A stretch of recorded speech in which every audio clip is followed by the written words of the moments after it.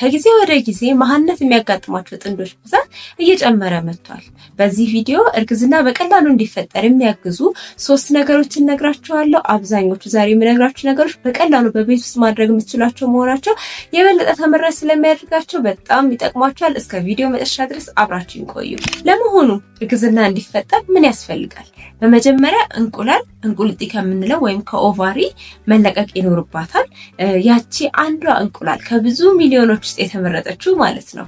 እሷ እንቁላል ደግሞ ግዴታ የወንድ ዘር ማግኘት ይኖርባታል ማለት ነው። የወንዱ ዘር እና የእንቁላሏ ውህድ ደግሞ ሄዶ የማህፀን ግድግዳ ላይ መጣበቅ አለበት ማለት ነው። ከዛም በኋላ ደግሞ ማደጉን መቀጠል አለበት ማለት ነው። ከነዚህ ውስጥ አንዱ እንኳን ካልተከናወነ እርግዝና መፈጠር አይችልም ማለት ነው። የመጀመሪያው በቀላሉ እርግዝና እንዲፈጠር የሚያግዝ ነገር ስለሰውነታችሁ በደንብ አድርጋችሁ ማወቅ ነው። እንደነገርኳችሁ በመጀመሪያ የግዴታ እንቁላል መለቀቅ አለባት። እንቁላል ካልተለቀቀች ምንም አይነት እርግዝና ሊፈጠር አይችልም ማለት ነው እና የተፈጥሮ ነገር በጣም ይገርማል። ከብዙ ሚሊዮን እንቁላሎች ውስጥ አንዷ በየወሩ ማቹር አድርጋ ወይም አድጋ ከዛ በኋላ ከእንቁልጢ ከምንለው ክፍል ውስጥ ትለቀቃለች ወይም ደግሞ ኦቫሪ ከሚባለው ማለት ነው። ያቺ የተለቀቀች እንቁላል ደግሞ ከሌለች ያው እንዳልኳችሁ እርግዝና የለም። ወሩን ሙሉ ደግሞ እርግዝና ሊፈጠር አይችልም። እርግዝና የሚፈጠርባቸው ቀናት በጣም ጥቂት ናቸው።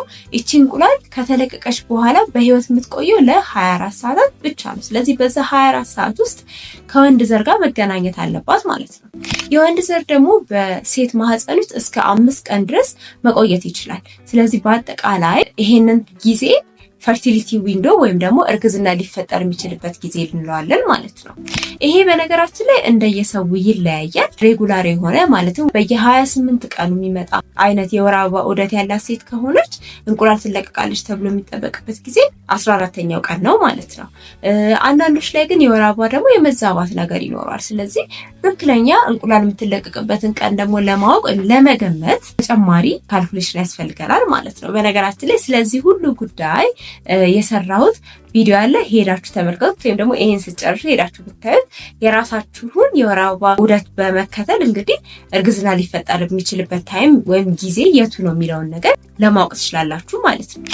ስለዚህ መቼ እርግዝና ሊፈጠር እንደሚችል ማለት የራሳችሁን ሰውነት ካወቃችሁ፣ መቼ ወር አበባ እንደሚጀምር፣ መቼ እንቁላል ልትለቀቅ እንደምትችል በትክክል መገመት ከቻላችሁ በእነዚያ ጊዜያት ውስጥ ግንኙነት በማድረግ እርግዝና እንዲፈጠር ማድረግ ትችላላችሁ ማለት ነው። ሁለተኛ በቀላሉ እርግዝና እንዲፈጠር ልታግዙ የምትችሉበት መንገድ ደግሞ ሰውነታችሁን ለጤናማ እርግዝና በደንብ አድርጋችሁ በማዘጋጀት ነው። ከዚህ በፊት በተደጋጋሚ በተለያዩ ቪዲዮዎች ላይም ገልጬዋለሁ። የወር አበባ ዑደታችን ከአይምሯችን ጀምሮ የተለያዩ የሰውነታችን ክፍሎች በጣም አስተዋጽኦ አላቸው። በተለይ ደግሞ ከሆርሞን ጋር የተገናኙ ክፍሎች በጣም አስተዋጽኦ አላቸው ማለት ነው። ስለዚህ ሁሉ ነገር በተሳካ ሁኔታ እንዲካሄድ ደግሞ ግዴታ ጤናማ የሆነ ሰውነት ያስፈልጋችኋል ማለት ነው። ጤና ስንል ደግሞ የምንጀምረው ከአመጋገብ ነው። አመጋገባችሁ በብዛት ቅጠላቅጠል፣ ፍራፍሬ የበዛባቸው ምግቦች እንድትመገቡ ይመከራል። ያ የሚሆንበት ምክንያት በውስጣቸው አንቲኦክሲደንት የምንላቸው ኦሜጋ 3 የምንላቸው እነዚህ ምንድነው ሰውነቶቻችን እንግዲህ አንድ ጊዜ እርግዝና ከተፈጠረን በኋላ ሴል ዲቪዥን የምንለው ወይም ደግሞ ሴል በደንብ እንዲያድግ የሚያደርገው ማለት ነው። እሱን ነገር በደንብ እንዲኖር ያግዛል። እንቁላላችን ኳሊቲው እንዲጨምር ያደርጋል። ይሄ ደግሞ በሴቶች ብቻ ሳይሆን በወንዶች ላይም ተጽዕኖ ያለው ነገር ነው። ስለዚህ በጣም ስለ አመጋገባችን መጠንቀቅ አለብን። በተለይ ቅባት የበዛባቸው ነገር፣ ስጋ ምናምን በጣም የምንመገብ ከሆነ ከዚህ በፊትም ጠቅሼው አውቃለሁ። ኤስትሮጅን የተባለው ንጥረ ነገር ወይም ሆርሞን በሰውነታችን ውስጥ እንዲበዛ ያደርጋል። ኤስትሮጅን ደግሞ በጣም ሲበዛም በጣም ሲቀንስም በጣም ችግር ነው እና የወር አበባ ዑደታችንን በደንብ የሚቆጣጠር ነገር ስለሆነ ማለት ነው። ስለዚህ እንቁላል እንዳትመረት ሊያደርግ ይችላል።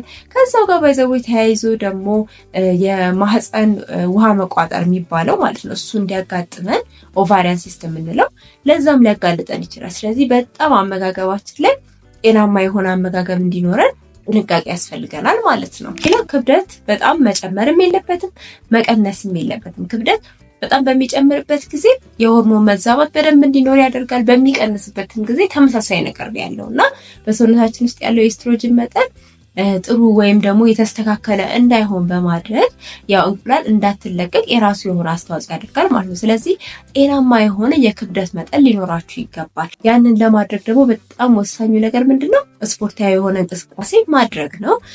እርግዝና ተፈጥሮ እንኳን ቢሆን ስፖርታዊ እንቅስቃሴያችሁን ማቆም የለባችሁም። ምክንያቱም ሰውነታችሁ የበለጠ ጤናማ እንዲሆን እርግዝናውንም አስቀጥሎ እንዲሄድ ያደርጋል ማለት ነው።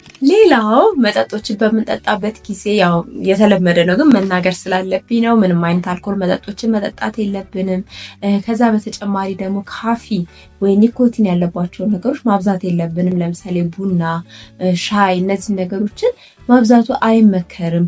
ቡና ለምሳሌ የሚፈቀደው በቀን ውስጥ 2 ትንንሽ ሲኒ ነው የሚለው። ትንንሽ ሲኒ ምን ያህል እንደሆነ ለመግለጽ ይከብዳል፣ ግን በአጠቃላይ ካፊን የሚባለው ንጥረ ነገር ሻይ ውስጥም ቡና ውስጥም ያለ ነው። ካፊን የተባለ ንጥረ ነገር በዋነኝነት ቡና ውስጥ ያለ ነው። በቀን 200 ሚሊግራም ብቻ ነው የሚፈቀደው እና ያ ምን ያህል እንደሆነ ደግሞ ለማወቅ ይከብዳል። ይሄ የሚከለከልበት ምክንያት አንደኛ ከሆርሞን መዛባት ጋር የራሱ የሆነ አስተዋጽኦ ስላለው ነው። ሌላው ደግሞ የሆርሞን መዛባትን ያመጣል ተብሎ የሚቀመጥ ነገር ከፍተኛ የሆነ ጭንቀት ነው። ጭንቀት በሚኖርበት ጊዜ ከጭንቅላታችን የሚመረቱት ሆርሞኖች አሉና እነዛ ሆርሞኖች ደግሞ በሰውነታችን ውስጥ ይሄ ለእርግዝና የወር አበባ ዑደቱን ለማስተካከል የሚያስፈልጉ ሆርሞኖች እንዲቀንሱ በማድረግ ደግሞ የወር አበባ እንዲዛባ የራሱን የሆነ አስተዋጽኦ ያደርጋል ማለት ነው። ስለዚህ ጭንቀት በተቻለ መጠን መቆጣጠር ይኖርባችኋል። ያን ደግሞ ማድረግ የምትችሉበት መንገድ አንደኛ ችግራችሁን ለሰው ማወያየት፣ ከባለሙያ ድጋፍ ማግኘት፣ ለጓደኞቻችሁ ለቤተሰቦቻችሁ ማጋራት፣ ስፖርት መስራት፣ በቂ የሆነ እንቅልፍ ለማግኘት ሰውነታችን ጤናማ እንዲሆን ያደርጋል። ስለዚህ እነዚህን ነገሮች ሁሉ በማድረግ ሰውነታችሁ በአጠቃላይ ጤናማ እንዲሆን ማድረግ ትችላላችሁ ማለት ነው። በሶስተኝነት የማስቀምጠው መንገድ ደግሞ ከሕክምና ጋር ትንሽ የተያያዘ ነውና ጥንዶች መሀንነት ገጥሟቸዋል የሚባለው ቢያንስ ለ1 ዓመት በቂ የሆነ የግብረ ስጋ ግንኙነት እያደረጉ አብረው እየኖሩ ማለት ነው፣ ምንም አይነት የእርግዝና መከላከያ ሳይጠቀሙ። ነገር ግን እርግዝና ሳይፈጠር ሲቀር ይህንን መሀንነት ተፈጥሯል ማለት እንችላለን። እንዲሁም ደግሞ ከ35 ዓመት በላይ የሆነ ሴት ላይ ከሆነ ደግሞ ለ6 ወር ጠብቀን እርግዝና ካልተፈጠረ መሀንነት ገጥሟታል ማለት ይቻላል ማለት ነው። 2 አይነቶች አሉ። አንዳንዱ ፕራይመሪ ኢንፈርቲሊቲ የምንለው ማለትም እርግዝና ከዚህ በፊት ያልተፈጠረ ወይም አጋጥሟቸው የማያውቁ ሰዎች ላይ መሀንነት ችግር ሲያጋጥም ማለት ነው። ሰከንዳሪ ኢንፈርቲሊቲ ማለት ደግሞ ከዚህ በፊት ልጅ ወልደው የሚያውቁ ሰዎች ላይ ከጊዜ በኋላ በተለያዩ ምክንያቶች ልጅ መውለድ ሳይችሉ ሲቀርቡ ማለት ነው። ስለዚህ የትኛውም አይነት ይሁን እንግዲህ መፍትሄው የሚኖረው ሕክምና ባለሙያዎች ጋር በመመካከር ነው። ስለዚህ ሶስተኛው ነጥብ የሚሆነው ምንድነው? ከዚህ በፊት ምናልባት የምትወስዷቸው መድኃኒቶች ካሉ፣ የተለያዩ ረጅም ጊዜ ሕክምና የሚያስፈልጋቸው ህመሞች አሉ። ለምሳሌ እንደ ስኳር ህመም፣ ግፊት እና የመሳሰሉ ብዙ ህመሞች አሉ። እንደሱ አይነት ህመሞች ኖሯችሁ መድኃኒት የምትወስዱ ከሆነ እንዲሁም ደግሞ ለማርገዝ እየሞከራችሁ ከሆነ በግልጽ ከጤና ባለሙያዎች ጋር ይህንን ነገር መነጋገር ይኖርባችኋል። ከዚህ በፊት ከምትወስዱት መድኃኒቶች በተጨማሪ ደግሞ አሁን ላይ የሚታዘዝላችሁ መድኃኒት ይኖራል።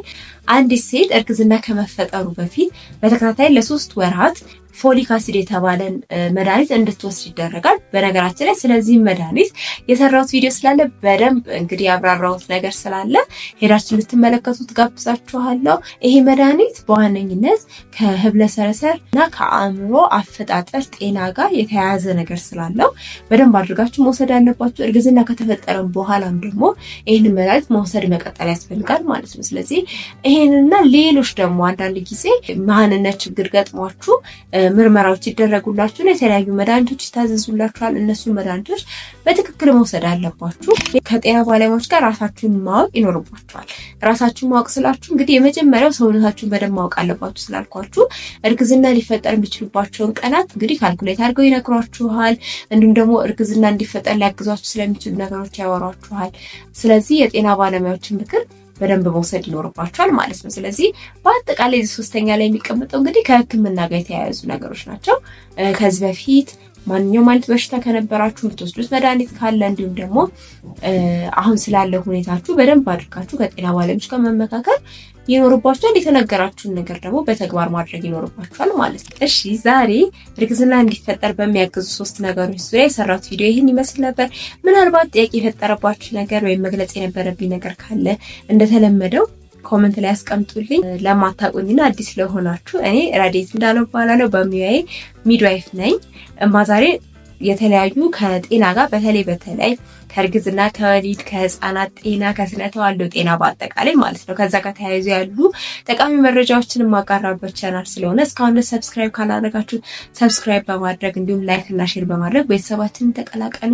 በቀጣይ እንዲሰራላችሁ የምትፈልጉት ቪዲዮ ካለ እንደተለመደው ኮሜንት ላይ አስቀምጡልኝ። በሌሎች የሶሻል ሚዲያ አማራጮችም ልታገኙን ትችላላችሁ። ለዛሬ ያዘጋጀሁላችሁ ይሄን ይመስል ነበር። በቀጣይ ቪዲዮ እስከምንገናኝ ድረስ ቻው ቻው።